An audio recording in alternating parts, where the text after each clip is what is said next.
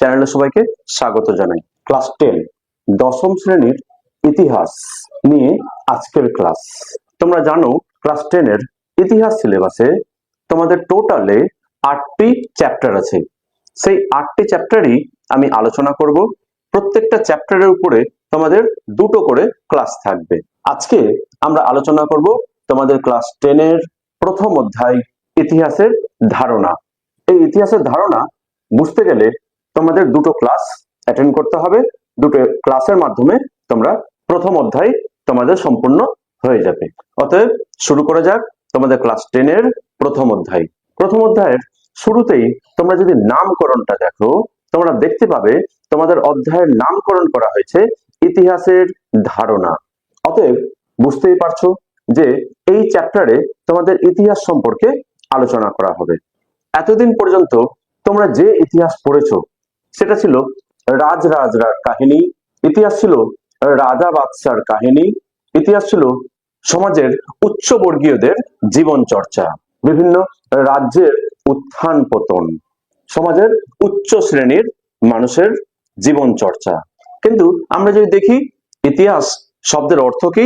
ইতিহাস শব্দের অর্থ অতীতের কথা। অতএব অতীতের সমস্ত কথাই থাকা দরকার। সেই বিষয়টার উপরে আলোচনা শুরু হয়। দেখা যায় বিভিন্ন মার্ক্সবাদী ঐতিহাসিকরা, সেই মার্ক্সবাদী ঐতিহাসিকদের মধ্যে উল্লেখযোগ্য হচ্ছেন Tony Hobsbawm, Christopher Hill, ET.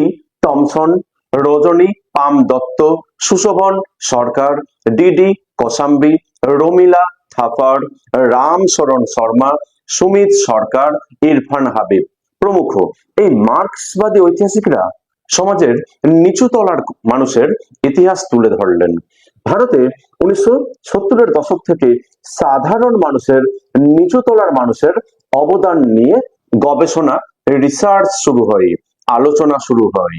এই সম্পর্কে ফ্রান্সের একটি স্কুল, যে স্কুলের নাম হচ্ছে অ্যানাল স্কুল, সেই অ্যানাল স্কুলও ইতিহাসের সাধারণ মানুষের অবদান বিষয়ে আলোচনা শুরু করেন। তারাও রিসার্চ করতে শুরু করেন এবং সাধারণ মানুষের এই যে অবদান, তাদের অবদানকে ইতিহাসের গোচরে আনার চেষ্টা করেন। এই অ্যানাল গোষ্ঠীর যারা ঐতিহাসিক তাদের মধ্যে উল্লেখযোগ্য হচ্ছেন মার্ক ব্লক, লুসিয়ান ফেবর, ফার্নান্ড ব্রোদেল, রয় লাদুরি প্রমুখ।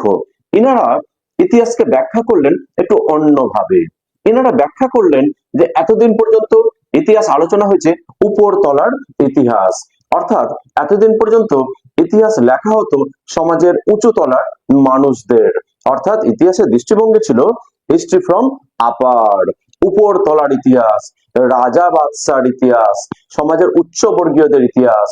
সেই জায়গায় অ্যানাল গোষ্ঠীর ঐতিহাসিকরা রিসার্চ করে তাদের ইতিহাসের দৃষ্টিভঙ্গিকে একটু নিচের দিকে নিয়ে আসলেন। ইনারা ইতিহাসকে ব্যাখ্যা করতে শুরু করলেন সাধারণ মানুষের কন্ট্রিবিউশনের দিক থেকে, সাধারণ মানুষের কি অবদান ছিল।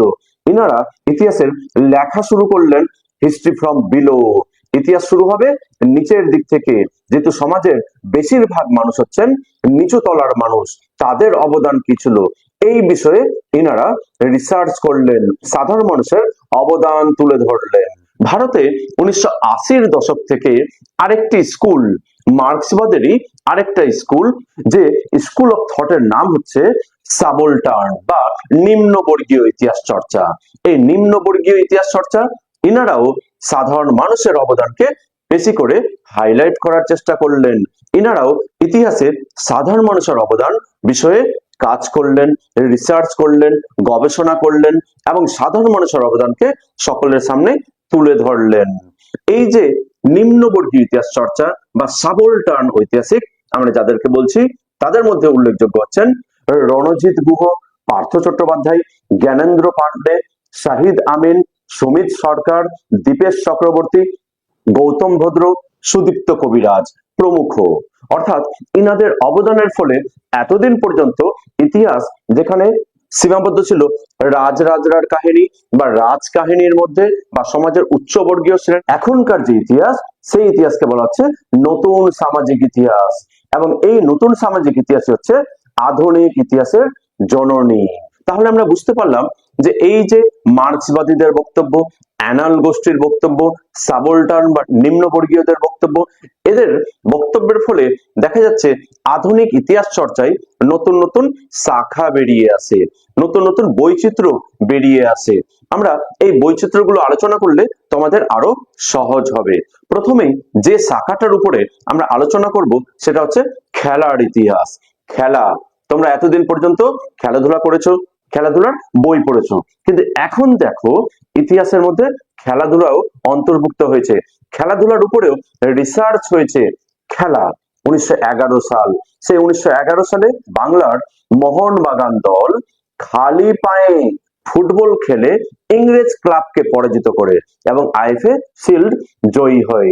সেই 1911 খ্রিস্টাব্দের বাংলার মোহনবাগানের জয়, সেটি ভারতীয় জাতীয়তাবাদের ইতিহাসে খুবই গুরুত্বপূর্ণ বিষয়। আজ থেকে অনেক দিন আগে 776 খ্রিস্টপূর্বাব্দে প্রাচীন গ্রিসের অলিম্পিয়া নগরীতে প্রথম অলিম্পিক গেমস এর সূচনা হয়। তারপর থেকে দেখো এখন পর্যন্ত প্রচুর নতুন নতুন খেলাধুলা এসেছে। এই খেলাধুলার উপরে রিসার্চ করে, গবেষণা করে খেলাধুলাকেও ইতিহাসের বিষয়বস্তু হিসেবে তুলে ধরেছেন। যারা এই খেলাধুলার উপরে রিসার্চ করেছেন তাদের মধ্যে উল্লেখযোগ্য হচ্ছেন কৌশিক বন্দ্যোপাধ্যায়, তার লেখা বিখ্যাত গ্রন্থ খেলা যখন ইতিহাস, বড়িয়া মজুমদার, তার লেখা বিখ্যাত গ্রন্থ cricket in colonial history, Gautam Bhattacharya, তার লেখা গ্রন্থ বাপি বাড়ি যা। এই সমস্ত গ্রন্থ থেকে আমরা খেলাধুলার এই যে পরিবর্তন, এই যে বিবর্তন, সেগুলো আমরা জানতে পারি। পরের ইতিহাসের শাখা হচ্ছে খাদ্যাভ্যাসের ইতিহাস। আদিম যুগ, মানুষ বনে জঙ্গলে বাস করত, তখন মানুষ খাদ্যের জন্য এক জায়গা থেকে অন্য জায়গায় ঘুরে বেড়াতো। মানুষ ছিল তখন খাদ্য সংগ্রাহক, খাদ্য সংগ্রহ করার জন্য এক জায়গা থেকে অন্য জায়গায় মানুষকে ঘুরে বেড়াতে হতো। কিন্তু তারপরে দেখা যায় একটি খাবারের বীজ যখন এক জায়গায় পড়ে যায় এবং সেখানে যখন গাছ বেড়ায়, সেখান থেকে মানুষের ধারণা আছে যে যখন বীজ পড়ে বা বীজ পুঁতে দিয়ে যখন গাছ বেড়াতে পারে, অতএব মানুষকে আর অন্য জায়গায় যাওয়ার দরকার নেই। অতএব এই যে মানুষ ছিল খাদ্য সংগ্রাহক, এখান থেকে হয়ে গেল মানুষ খাদ্য উৎপাদক। খাদ্যের ক্ষেত্রেও বিরাট পরিবর্তন। মানুষ প্রথম দিকে কাঁচা মাংস, কাঁচা ফলমূল খেত, সে জায়গায় মানুষ এখন কত রকমের খাবার খাই। পর্তুগিজদের কাছ থেকে আমরা পেয়েছি আলুর ব্যবহার। আমরা স্কটল্যান্ডকে বলতে পারি কেকের দেশ। খাওয়ার উপরেও ঐতিহাসিকরা রিসার্চ করেছেন, গবেষণা করেছেন, এই খাদ্যাভ্যাসকেও ইতিহাসের বিষয়বস্তুর মধ্যে তুলে ধরেছেন। খাদ্যাভ্যাসের ইতিহাস চর্চার উপরে যারা অশেষ অবদান রেখেছেন তাদের মধ্যে উল্লেখযোগ্য হচ্ছেন কে টি আচই। তিনি খাদ্যাভ্যাসের উপরে যে বইটি লিখেছেন সেটি হচ্ছে Indian food, a historical companion, a historical dictionary of Indian food. পরের একজন ঐতিহাসিক আছেন, ওনার নাম হচ্ছে রিয়াই টান্নাহিল। তার লেখা বিখ্যাত খাদ্যাভ্যাসের উপরে বই ফুড ইন হিস্ট্রি। এই গ্রন্থগুলো থেকে আমরা মানুষের খাদ্যাভ্যাসের যে এই যে পরিবর্তন বিবর্তন, সেগুলো আমরা জানতে পারি। পরের ইতিহাসের যে শাখা সেটি হচ্ছে পোশাক পরিচ্ছদের ইতিহাস। তোমরা জেনেছো মানুষ প্রথম দিকে আদিম অবস্থায় কেমন পোশাক পরতো, এখন কেমন পোশাক পরছে। এই যে পোশাক পরিচ্ছদের ক্ষেত্রে বিরাট পরিবর্তন, এই পরিবর্তনের উপরে রিসার্চ করেছেন কিভাবে মানুষের পোশাক পরিচ্ছদের ক্ষেত্রে পরিবর্তন এসেছে। কলকাতার জোড়াসাঁকোর ঠাকুর বাড়ির মহিলাদের অনুকরণে ভারতে শাড়ির প্রচলন শুরু হয়। পোশাক পরিচ্ছদের ইতিহাসের উপরে যারা রিসার্চ করেছেন, গবেষণা করেছেন, তাদের মধ্যে উল্লেখযোগ্য হচ্ছেন কার্ল কোহলার। তার লেখা বিখ্যাত পোশাক পরিচ্ছদের উপরে গ্রন্থ হচ্ছে পোশাকের ইতিহাস। মলয় রায়ের লেখা পোশাক পরিচ্ছদের উপরে বই বাঙালির বেশবাস, বিবর্তনের রূপরেখা। এই বইগুলো থেকে আমরা পোশাক পরিচ্ছদের ক্ষেত্রে কিভাবে পরিবর্তন হয়েছে, কিভাবে বিবর্তন এসেছে, সেগুলো আমরা জানতে পারি। পরের ইতিহাসের একটি শাখা সেটা হচ্ছে শিল্প চর্চার ইতিহাস। শিল্প চর্চার মধ্যে সঙ্গীত, নৃত্য, নাটক, চলচ্চিত্র সবই এসে পড়ে। সঙ্গীতের ক্ষেত্রে কিভাবে পরিবর্তন এসছে তার উপরে বেশ কিছু ঐতিহাসিকরা রিসার্চ করেছেন। নৃত্যের ক্ষেত্রে কিভাবে পরিবর্তন এসছে তার উপরে বেশ কিছু ঐতিহাসিকরা রিসার্চ করেছেন, গবেষণা করেছেন। নাটকের ক্ষেত্রে কিভাবে পরিবর্তন এসছে সেই বিষয়ে ঐতিহাসিকরা রিসার্চ করেছেন, গবেষণা করেছেন। এই যে চলচ্চিত্র বা সিনেমা, সিনেমা জগতে তোমরা যদি দেখো প্রথম যে সিনেমাটি হয়েছিল সেটি ছিল দাদা সাহেব ফালকের পরিচালনায় ভারতীয় উপমহাদেশের প্রথম নির্বাক ছবি, অর্থাৎ যেখানে কোনো সাউন্ড ছিল না, কিছু শোনা যেত না, প্রথম নির্বাক ছবি। সেই সিনেমাটা, সেই চলচ্চিত্রটা হয়েছিল কবে? আজ থেকে প্রায় 110 বছর আগে। কবে? সেটা ছিল 1913 সাল। 1913 সালে প্রথম রাজা হরিশ্চন্দ্র, এটি ছিল ভারতের প্রথম নির্বাক ছবি। তারপরে দেখা যায় 1931 সাল, সেই সময় দেখা যায় ভারতে হয় সবাক ছবি। সেই সবাক যুগের বা যেখানে সাউন্ড ছিল, কথা শোনা যেত, সেই সবাক যুগের প্রথম সিনেমা ছিল দেনা পাওনা জামাই ষষ্ঠী। পরের ইতিহাসের যে শাখাটি নিয়ে আমরা আলোচনা করব সেটি হচ্ছে স্থাপত্যের ইতিহাস। তোমরা দেখবা ভারতের বিভিন্ন জায়গায় বিভিন্ন উল্লেখযোগ্য স্থাপত্যগুলো আছে, বড় বড় বিল্ডিং গুলো আছে, অট্টালিকাগুলো আছে। যেমন উল্লেখযোগ্য হচ্ছে 1800 খ্রিস্টাব্দে ফোর্ট উইলিয়াম কলেজ প্রতিষ্ঠা হয়, 1770 খ্রিস্টাব্দে হেস্টিংস হাউস গড়ে ওঠে, 1784 খ্রিস্টাব্দে এশিয়াটিক সোসাইটি গড়ে ওঠে। এই যে বিল্ডিং গুলো, এই যে স্থাপত্যগুলি কার আদলে তৈরি হয়েছিল, কারা তৈরি করেছিল, কতদিন সময় লেগেছিল, কাকে অনুসরণ করে তৈরি করা হয়েছিল, এই বিষয়ে ঐতিহাসিকরা রিসার্চ করেছেন, গবেষণা করেছেন। তার ফলে এই স্থাপত্য শিল্প এখন বর্তমানে ইতিহাসের বিষয়বস্তু। পরের যে শাখা সেটি হচ্ছে দৃশ্য শিল্প। দৃশ্য শিল্প বলতে মেনলি দুটো বুঝাই, এক হচ্ছে ছবি আঁকা, দুই হচ্ছে ফটোগ্রাফি। আমরা যদি আঁকা ছবি পেয়ে নিই, সেই আঁকা ছবি থেকেও আমরা অনেক কিছু ধারণা করতে পারি। সেই আঁকা ছবি থেকেও আমরা বলতে পারবো যে চিত্রশিল্পী সেই ছবিটা এঁকেছেন তখনকার সিচুয়েশন কেমন ছিল, তৎকালীন কোন পরিস্থিতিতে, কোন পটভূমিকায় তিনি এই ছবিটি এঁকেছেন, বা সমাজের কোন দিকটিকে তিনি তুলে ধরার চেষ্টা করেছেন। একইভাবে আমরা যদি কিছু ফটোগ্রাফি পেয়ে নিই, যদি তোলা ছবি পেয়ে নিই, সেই ছবি থেকে সেটা ক্যামেরায় তোলা হতে পারে, সেই ছবিতে পাওয়া ব্যক্তি সম্বন্ধে অনেক কিছুই ধারণা করতে পারি। ব্যক্তিটির দেখতে কেমন, তার আকার প্রকৃতি কেমন, তার বেশভূষা কেমন ছিল ইত্যাদি সেই ছবি থেকেও আমরা বুঝতে পারি। যানবাহন, যোগাযোগ ব্যবস্থাও এখন ইতিহাসের বিষয়বস্তু।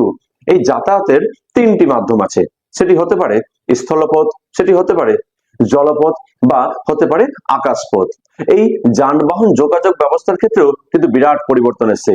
সেই যে মানুষ প্রথম দিকে যখন ভেলাই করে এক জায়গা থেকে অন্য জায়গায় যেত, এখনই কি মানুষ ভেলাই করে বা জলপথে সেইভাবে নৌকা করে এক জায়গা থেকে অন্য জায়গায় যায়? যায় না। সেই ক্ষেত্রেও বিরাট পরিবর্তন হয়েছে। তৈরি হয়েছে কি স্টিমার, লঞ্চ, এখন রাস্তাগুলি হয়েছে পাকা পিচ দেওয়া রাস্তা, তৈরি হয়েছে এরোপ্লেন, রকেট, উপগ্রহ, স্যাটেলাইট, কত কি। এই যানবাহনের ক্ষেত্রেও এই যে বিরাট পরিবর্তন, এই ক্ষেত্রেও ঐতিহাসিকরা রিসার্চ করেছেন এবং এই পরিবর্তনটাকে ওনারা তুলে ধরেছেন। পরের যেটি শাখা সেটি হচ্ছে স্থানীয় ইতিহাস। স্থানীয় ইতিহাসও ইতিহাস চর্চার একটি উল্লেখযোগ্য বিষয়। স্থানীয় ইতিহাস কোন একটা নির্দিষ্ট জায়গার উপরে যখন ঐতিহাসিকরা রিসার্চ করেন, তথ্য সংগ্রহ করেন এবং সেই স্থানের উপরে যখন কোনো বই লেখা হয়, সেখান থেকে আমরা সেখানকার সম্পূর্ণ ইতিহাস পেয়ে যাই। যেমন ধরে নাও তোমাদের সামনে যদি নিহার রঞ্জন ঘোষ এর বাঙালির ইতিহাস বইটা তুলে ধরা হয়, তোমরা সেই বাঙালির ইতিহাস থেকে তোমরা বুঝতে পারবা যে বাঙালিদের মধ্যে কিভাবে পরিবর্তন হয়েছে, প্রথম দিকে বাঙালিদের কি কি অভ্যেস ছিল, পরবর্তীতে কিভাবে অভ্যেসগুলো পরিবর্তন হয়েছে। এই স্থানীয় ইতিহাস বিষয়ে প্রথম আমাদের নির্ভরযোগ্য গ্রন্থ সেটি হচ্ছে 1149-50 খ্রিস্টাব্দে লেখা কাশ্মীরি কবি কলহন, তিনি রচনা করেছিলেন রাজতরঙ্গিনী। সেই রাজতরঙ্গিনী থেকে আমরা কাশ্মীরের ইতিহাস পাই। এইভাবেই আমরা যদি নির্দিষ্ট এলাকার, নির্দিষ্ট স্থানের ইতিহাস জানতে চাই, তবে আমাদের জানতে হবে সেই স্থানের উপরে লেখা বই থেকে। পরের শাখা হচ্ছে শহরের ইতিহাস।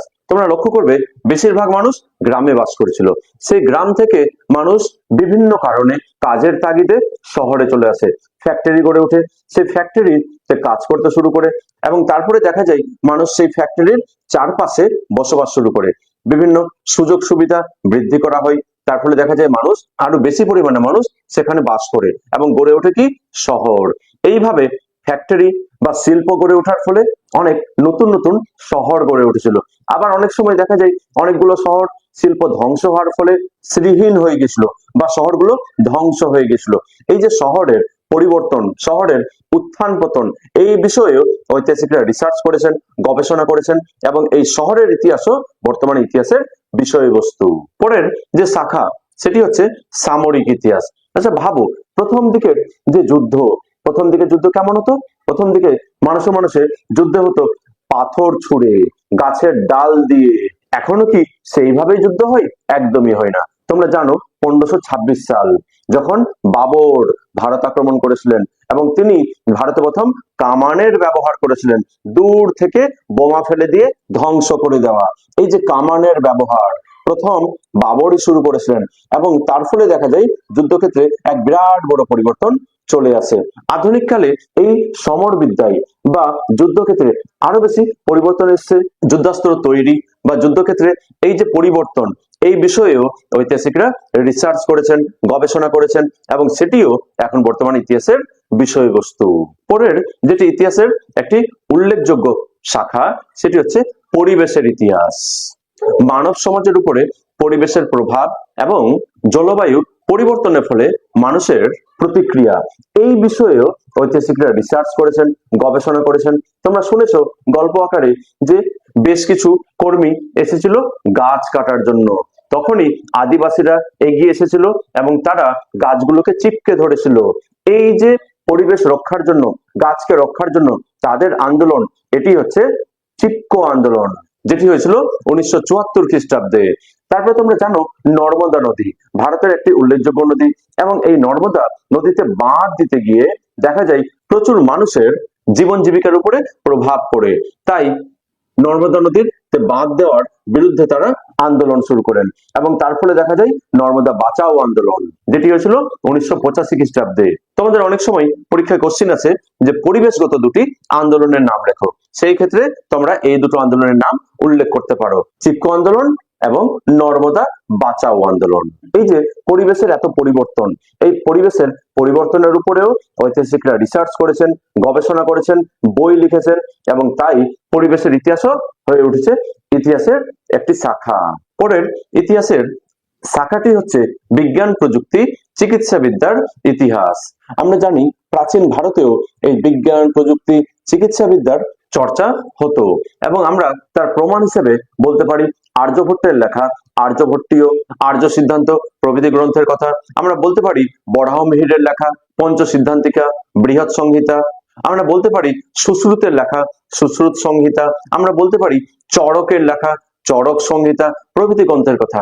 এই যে প্রাচীন যুগের চিকিৎসা এবং আধুনিক যুগের চিকিৎসা, এই যে বিরাট পরিবর্তন, এই যে বিবর্তন, এর উপরেও ঐতিহাসিকরা রিসার্চ করেছেন এবং সেই কারণেই এখন এই বিজ্ঞান প্রযুক্তি চিকিৎসা এটিও এখন ইতিহাসের বিষয়বস্তু। আমাদের ইতিহাস চর্চার শেষ উল্লেখযোগ্য শাখা সেটি হচ্ছে নারী ইতিহাস। ভারত তথা বিশ্বের ইতিহাসে নারীদের অবদান কোনো মতেই কম নাই। সমাজ, রাজনীতি, শিক্ষা, আন্দোলন সর্বক্ষেত্রে নারীদের উল্লেখযোগ্য অবদান রয়েছে। আমরা যদি ভারতের স্বাধীনতার কথা বলি, সেই স্বাধীনতার সময় পুরুষেরা যখন মিটিং মিছিল সশস্ত্র আন্দোলনে ঝাঁপিয়ে পড়েছিলেন, তখন নারীরাও কিন্তু বাড়িতে বসেছিলেন না। তারাও দেখা গেছিল পুরুষের সঙ্গী হিসাবে তারাও অরন্ধন দিবস পালন করেছিলেন, তারাও মিটিং করেছিলেন, মিছিল করেছিলেন, আন্দোলনে সামিল হয়েছিলেন।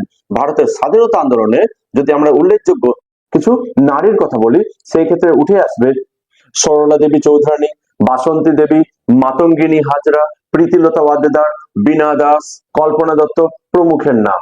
এই যে নারীদের অবদান, এই নারীদের অবদান বিষয়েও বেশ কিছু ঐতিহাসিকরা রিসার্চ করেছেন, গবেষণা করেছেন এবং নারীদের অবদান সকলের সামনে তুলে ধরেছেন। আমরা যদি নীরা দেশাইয়ের উইমেন ইন মডার্ন ইন্ডিয়া গ্রন্থটি পড়ি, আমরা যদি জেরান্ডিন ফপস এর উইমেন ইন মডার্ন ইন্ডিয়া গ্রন্থগুলি পড়ি, আমরা দেখতে পাবো নারীদের অবদান কত গুরুত্বপূর্ণ, নারীরাও কিভাবে আন্দোলনে সামিল হয়েছিল। অতএব বোঝা গেল যে বর্তমানের আধুনিক কালের ইতিহাস চর্চা কেবলমাত্র রাজকাহিনী বা রাজা বাদশার কাহিনীর মধ্যে সীমাবদ্ধ নেই, এখন বর্তমানে চলে এসেছে সাধারণ মানুষের ইতিহাসের মধ্যে। তাই আমরা ইতিহাসের মধ্যে পাচ্ছি কি খেলার ইতিহাস, খাদ্যাভ্যাসের ইতিহাস, সামরিক ইতিহাস, স্থানীয় ইতিহাস, চলচ্চিত্র ইতিহাস, দৃশ্য শিল্পের ইতিহাস, পরিবেশের ইতিহাস, নারীর ইতিহাস, সবকিছুই মানুষের সঙ্গে সম্পর্কিত যা কিছু আছে সবই এখন ইতিহাসের সঙ্গে সম্পর্কিত, ইতিহাসের মধ্যে আলোচিত।